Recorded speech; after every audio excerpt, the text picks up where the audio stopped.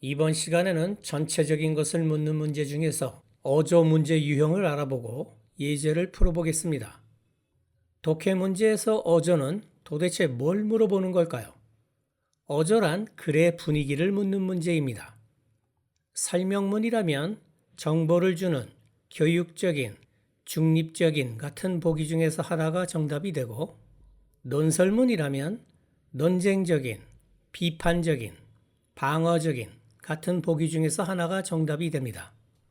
소설 같은 문학 작품이라면 감정적인, 과장된 같은 보기 중에 하나가 정답이 되고, 특히 풍자문학이라면 비꼬는, 역설적인, 유머러스한 같은 보기 중에서 하나가 정답이 됩니다. 문제 유형은 다음과 같습니다. 어조 대신에 분위기라는 표현을 쓸 때도 있고, 영어로 된 문제에서 톤이란 단어가 들어가 있으면 어조를 묻는 겁니다. 네이버 카페 마이뉴에서 독해 기초 4에 예제를 올려놓았습니다. 구문 분석과 어휘 정리가 되어 있으며 인쇄도 됩니다. 여러분은 이 예제를 미리 풀어보고 난 뒤에 강의를 들어야 합니다. 예습을 하라는 겁니다. 문제풀이에 주어진 시간은 지문의 길이와 상관없이 문제당 1분입니다. 첫 문장을 봅시다. 거짓말의 본질은 같지만 거짓말에는 중요한 차이가 있다. 여자와 남자가 말하는 거짓말에는 핵심어는 lying 혹은 lies. 둘 다 거짓말이란 뜻이죠. 주제는 여자와 남자가 하는 거짓말의 차이 정도 될 것 같습니다. 뒤에 나올 내용은 여자와 남자의 거짓말에는 어떤 차이가 있는지 예를 들며 설명하지 않을까요? 문제를 봅시다. 윗글의 어조를 가장 잘 묘사한 것은 1번 유용한 정보를 제공하는, 2번 논쟁적인, 3번 과장된, 4번 비꼬는. 이 글은 설명문일까요? 논설문일까요? 아니면 문학작품입니까? 심리학 같은 사회과학적 연구를 바탕으로 쓴 글이라면 설명문이 맞을 겁니다. 정답은 1번이겠죠? 실제 시험이라면 바로 다음 문제로 넘어갈 겁니다. 하지만 시간적 여유가 있다면 검증차 나머지 내용도 읽어봐야겠죠. 다음 문장을 봅시다.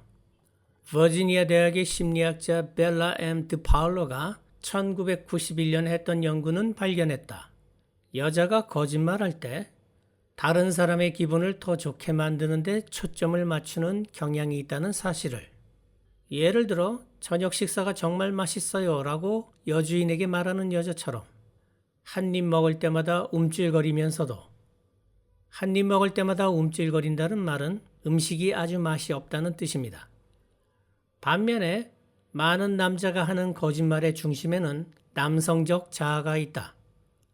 자아란 자신에 대한 주관적인 인식을 말하는 겁니다. 즉, 자기 자신을 어떻게 평가하느냐 하는 문제죠. 남자는 자신을 강화하기 위해 거짓말한다. 혹은 뭔가를 감추기 위해서라고 드파울러는 말한다. 벨라 드파울러는 미국의 여성 심리학자입니다. 남자가 이력서에서 진실을 왜곡하는 것으로 자신의 성취를 강화하든, 아내에게 자기가 학급에서 수석으로 졸업했다고 말하든, 때때로 남자는 실패를 인정하는 걸 피하려고 거짓말을 사용한다. 작가는 예를 들면서 여자와 남자가 거짓말하는 동기의 차이를 설명하고 있군요. 정답은 1번이 맞습니다. 미국 배우 휴 로리는 의학 드라마 하우스에서 모두가 거짓말을 한다라는 유명한 대사를 남겼죠. 환자조차도 의사에게 거짓말을 한다는 겁니다. 인간은 본능적으로 거짓말을 합니다. 특히 엄격한 부모 밑에서 성장한 사람일수록 거짓말을 밥 먹듯 하죠. 인간이 거짓말을 하는 근본적인 이유는 진실을 말하는 게 생존에 불리하기 때문입니다. 따라서 만연한 거짓말에 진절머리를 칠 게 아니라 허위와 기만을 인간의 종족적 특성으로 받아들이고 최대한 적게 속으려고 노력하는 게 현명할지도 모르겠습니다. 이권과 관련된 일을 하는 사람들, 예를 들어 정치인, 법률가, 주식이나 부동산 중개인 등은 직업의 속성상 거짓말을 할 수밖에 없다는 점을 명심해야 합니다. 언론인과 대학교에서는 주로 통계를 조작하면서 거짓말을 하죠. 유튜브 같은 소셜미디어와 방송이나 신문 같은 레거시 미디어에서 유통되는 정보의 8할 이상이 거짓말입니다. 이런 매체를 통해 어떤 사람이 어떤 주장을 하면 저자는 무슨 이득이 있길래 저런 말을 하는 걸까 하고 늘 의심해야 합니다.